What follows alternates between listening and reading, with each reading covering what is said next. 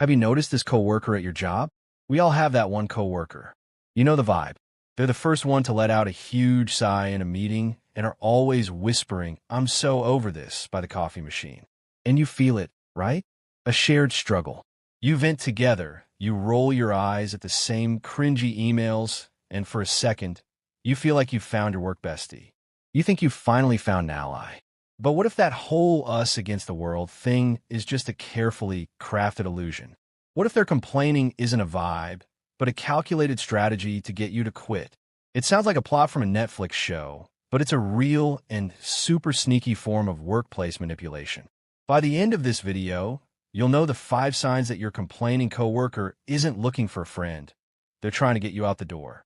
More importantly, you'll know exactly how to protect your peace. Section 1. The false ally trap.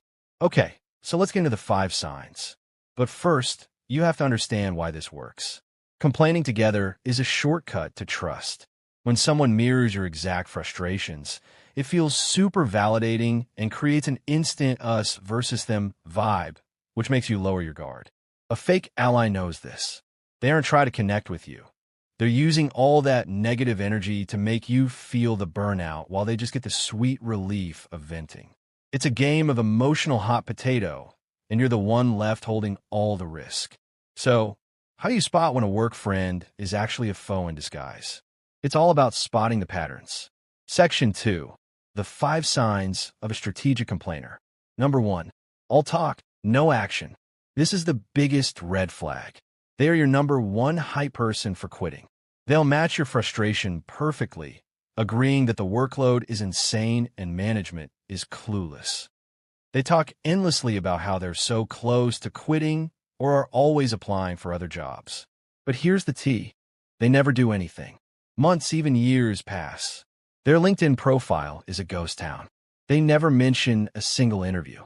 Their complaining is just a performance to make the job feel unbearable to you. While you're updating your resume, they're just letting off steam with zero plans to leave. Number 2, they're mining for data. Posing as your quitting buddy, this coworker becomes a low-key interrogator. They'll ask you casual questions like, "So, did you hear back from anyone yet?" Or "What kind of salary are you asking for?" It feels like you're sharing secrets and planning your great escape together. But really, they're gathering intel. They want to know the market rate for your job and which companies are hiring. You think you're strategizing with a friend, but you're actually handing a competitor your entire playbook for free. Number 3, they turn your vents into office gossip. This is where it moves from sneaky to straight-up sabotage. You tell them you're feeling burned out, thinking it's a private chat. A week later, your manager is acting cold, or a colleague asks, "Hey, I heard you're really unhappy here." Your ally took your private vents and broadcasted them, probably with a concerned spin like, "I'm just worried about them. They seem so negative lately." They make you look like the problem employee, while they get to look like the loyal, concerned friend. You shared a feeling. They turned it into your reputation. It's giving villain. Number 4, accidental sabotage. This one is nasty because it's disguised as incompetence. While they complain with you about how disorganized everything is, they'll accidentally forget to add you to a crucial email. They'll forget to pass on a message from your boss. They'll mess up their part of a project, making everyone look bad, but making sure you feel the heat the most. This sabotage is designed to make your job harder and push you to quit. Every mistake they make proves their point that the job is impossible, which cranks up your stress and makes quitting seem like the only option. Number 5, the sudden vibe shift when you quit. You did it. You put in your 2 weeks notice. You expect your complaining buddy to be your biggest cheerleader, right? Instead, something weird happens. The constant complaining just stops. The dark cloud over their head is suddenly gone. They might even start talking about new opportunities inside the company or get weirdly friendly with a manager they were just trashing. And for the final boss move, pause. Don't be shocked if they quietly ask about applying for your now empty job. Their mission is accomplished. Section 3. How to protect yourself. Realizing you're being played is tough, but it's how you take your power back. Here's what you do. First, go gray rock. Manipulators feed on drama, so give them none. Become as boring as a gray rock. When they complain, give them bland, non-committal replies like, "I see," or without your emotional energy, the conversation dies. They'll get bored and find someone else to bother. Second, put them on an information diet. Immediately stop sharing details about your job search or your frustrations. Treat every conversation like it's being recorded for your boss. If they ask about a job hunt, be vague. Oh, just keeping my options open. Be polite, but be a vault.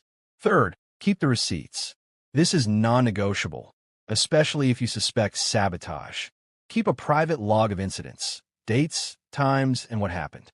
If they forget to invite you to a meeting, forward the summary later and ask, "Hey, just catching up.